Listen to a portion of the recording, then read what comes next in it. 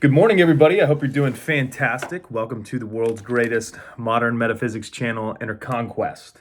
Today, we're going to be talking about how do you know if you have locked in a specific state of consciousness. So if you have a state of consciousness within which you're dwelling, right, that is not preferable to you. So you're looking to shift the state in which you dwell. You have to understand that a state is an atmospheric mood, attitude, cloud that you carry with you chronically. So if I have a state of unhealth, right, what happens is I carry this emotional grid with me that magnetizes experiences to me that reflect the state within which I'm embodying. So if you have somebody who's not very healthy and they think, I've always had bad genetics, I've always had, never knew anything about nutrition, right? So you have all these conditions that one may apply to as the cause of why they're unhealthy. That's not really it, right? What the real manufacturing powerhouse of reality is the state within which you dwell. So if that person has an attitude, mood, or chronic field of awareness of being unhealthy, then that is all that the reflective nature of the universe can bring back to them. So when you go and you try to shift a state of consciousness, what you're doing is you're really at the most leverage point, shifting your awareness onto a state that is favored, right? Now, what you'll run up against is that if you've occupied a state for many years, right, that state has become what is called dominant, meaning that it's easy to enter that state. It means that it's no resistance when you go into that state, right? The universe doesn't have morality. It doesn't try and, put you in these states because it hates you or it loves you. It's because you enter these states and it just simply reflects back to you whichever one you enter into. So the first process for getting out of an unwanted state is removing the judgment and the negative emotions around being in that state. Because if you're unconscious, right, if you're blindfolded and you step on a piñata, do you beat yourself up because you stepped on the piñata, or do you go, dude, I was blindfolded, like I was just walking, right? So if you're unconscious and you fall into a state, no big deal. You're unconscious, now you're awake, now you get the luxury of being able to pick your states. So you remove all of the judgment labels, all of the visceral kind of negative self-talk, because what that does is that continually binds you to the state. The way that you stay in a state chronically is you feel into it, right? So if you feel judgment, regret, remorse, or any of these negative binding emotions to a state that is not what you want to dominantly express, then every time you regurgitate and rehearse those, you anchor yourself back into that unwanted. So when you go to wanted, you make that decision, right? You go, okay, well, I am this. And you start to perpetuate inner conversations. You begin to use visualization and you begin to reprogram your mind to be the version of you that is in that other state dominantly. You begin to plant those seeds, but your entire third dimensional reality has calibrated itself to a previous state that you've been in. You must persist in that conversation, that self-indoctrination, and that self-persistence. Because what happens is if you rely on the universe for your emotional grid making, then you're always at the mercy of conditions. Meaning that if I need something outside of me to feel a certain way, then what happens is now I am subservient to that thing, right? I have basically unconsciously told myself that I cannot produce this state within me unless this X factor is here. So when you go through the process of being able to conjure your own states and be able to occupy the states that you want, you go through a weaning process, right? Like if you have a baby, you wean them off of, formula or breast milk and start putting them on real food. You go through a weaning process of needing the external world to be a certain way so you can feel a certain way. The advantage of going through this process and understanding it is that once you desync your emotional reactions from the external world to a certain extent, now you have space and you have freedom to occupy the states that are wanted, right? So this is what Neville Goddard calls the pearl of great price. If you can reduce your need of external circumstances to be a certain way for you to enter a state, you freed yourself from the tyrants of second causes, right? Because everything is produced by a state. If you think of a state as a generalized mood, attitude, or atmospheric cloud of consciousness within which you are aware of chronically.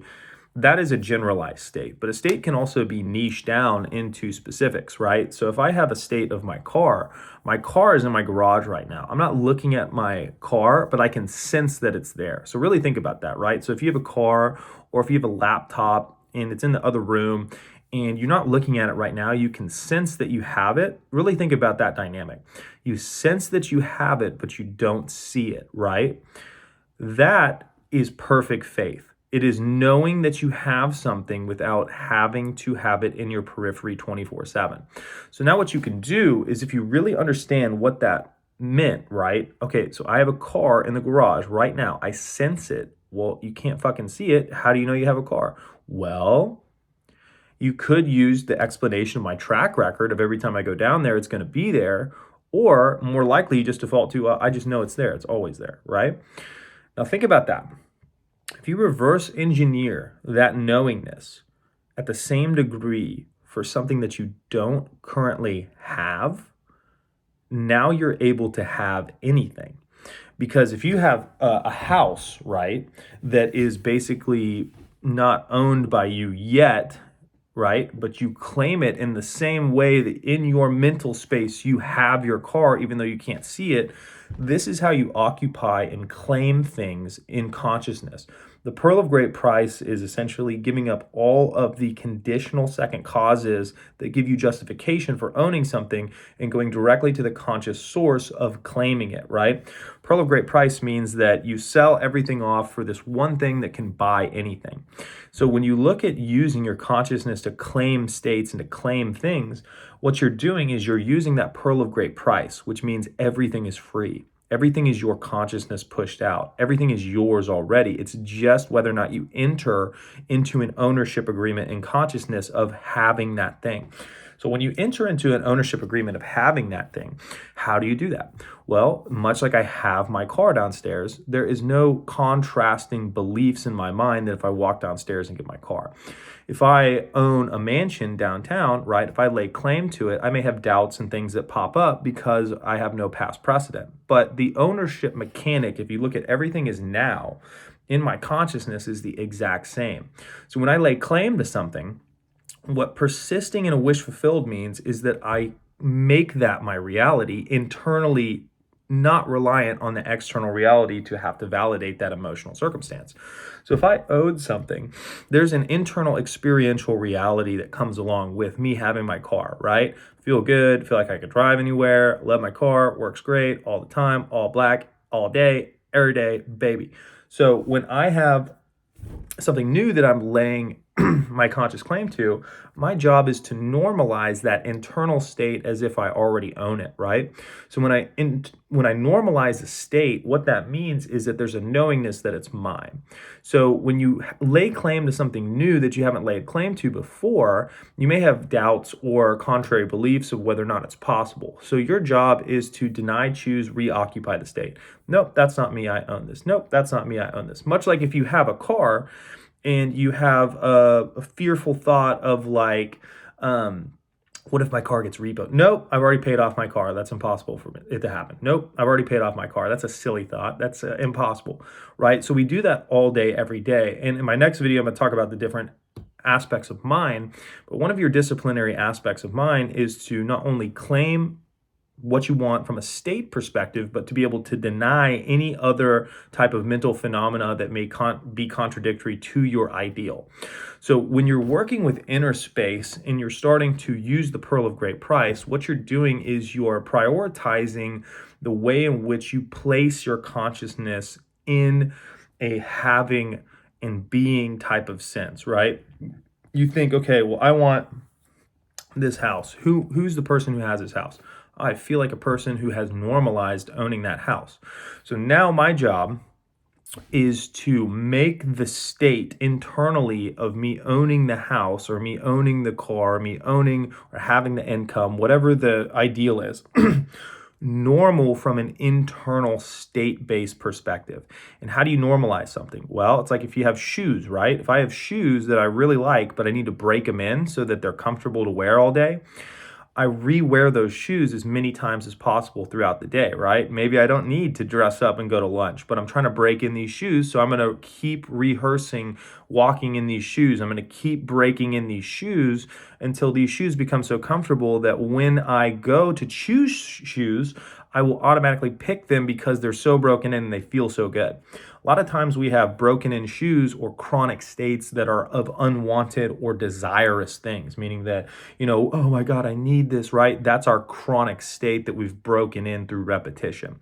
So once we start to rehearse and consciously use that repetition in states, temporary feeling states of having what we want or being who we want to do, at first it feels like you're playing play pretend, right? Because your reality, your chronic state of not having something has become so crystallized and so dominant, your brain perceives that as the reality.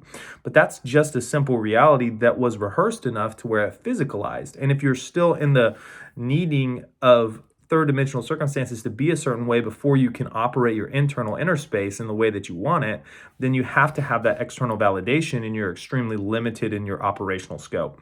So when you start to break that link and you start to understand that that previous state was caused by simple occupation, now you want to shift your attention into occupation of states that are wanted. And once you start doing this and you start seeing some results, you're like, holy shit, this is the key to freedom. This is really how I can buy anything for free, because everything is a state and I am the master of states and I simply occupy the state that I wish to have, whether that be a macro emotional experience of life or it be a niche type of object ownership type thing like a house or a car or an income stream or something of that nature. So I hope you guys enjoyed the video. Like and subscribe. Also, additionally, got coaching in the link tree. Feel free to comment in the comments. I have the 12 disciplines of mind I'm going to make into a course. If you guys would like to see that course, I'm going to pick a couple people to basically test it out, make sure it looks good before we start selling anything. If you want to be in that,